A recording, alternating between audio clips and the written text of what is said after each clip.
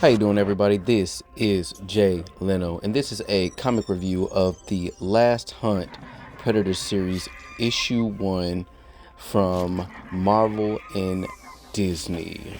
Okay, so this comic issue starts off on the planet Malbo in 2066, where a predator hops off of his ship, arrives on this planet.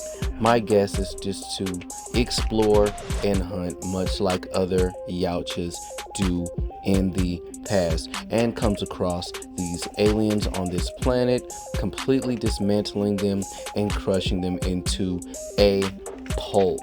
All right, and then moving forward into this issue goes into the introduction to this series, which takes place, prior to this, there's a storyline that takes place in 2062 where Theta and her friend Paulo try to help 8 people escape a predator stasis farm. All right, so this is going to take place after this storyline. All right, so now we're going to fly onto the planet of Tentalian in 2068, and as you can see, we've got 2 people in these predator costumes. These 2 people are in fact Theta and Paulo, and these suits are not your average suits that we're accustomed to. These are a more upgraded suit. So Theta had spoken to Paulo about attacking these creatures, entering this planet. As you can see, these other aliens already have their posts. It seems like a predator has made its existence, its stance on this planet. As you can see, these trophies are mounted up into the sky. So Paulo, being immediately threatened, had immediately killed these enemies, whereas Paulo pretty much told him, hey, they weren't going to do any damage in the first place. Violence may not be the only way. Paulo more so is saying, look, if it's a threat, I'm going to annihilate it and we're going to move forward, much like we always do. My life's more important than theirs. So as they go back to their ship, we're going to go dive deep into the storyline where these guys are speaking of this, I guess this alternative, a suicide alternative that kind of gets into the personality of Paula and Theta and Apollo. So for the most part, this little device that she's holding in her hand is a suicide attempt to pretty much steal the idea of the trophy or hunt from a predator. It's more of a mental defense mechanism to defeat a predator, as well as moving on to the storylines. As you can see there, they have replaceable parts. These guys are skilled hunters.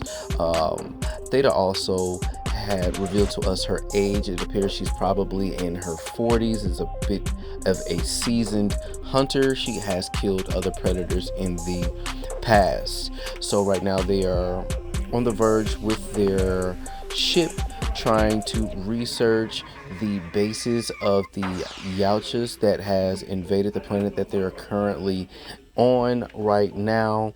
And of such, they find this base with this beacon device that they came across, and it looks like this base is where they house their frozen trophies, speaking on the Yautjas. So in all these capsules, there are dead trophies, frozen trophies, etc., which more so consist of the time frame that these guys has been captured. Upon entering this planet, they also come across a knock at the door from this casually plain-clothed human being called John Schaefer. As I turn the page to this, the next issue for part 2, it looks like this man, John Schaefer, is stabbing Theta in the back with a spear. So off tops, it's looking like we're going to be dealing with a bit of some betrayal.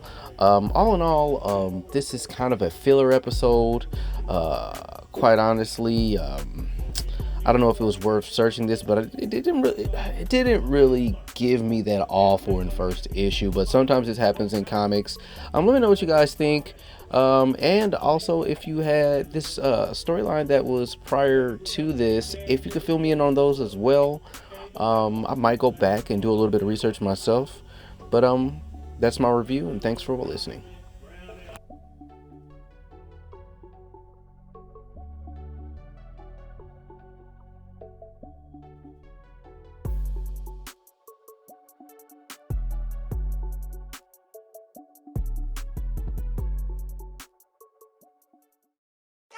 So special.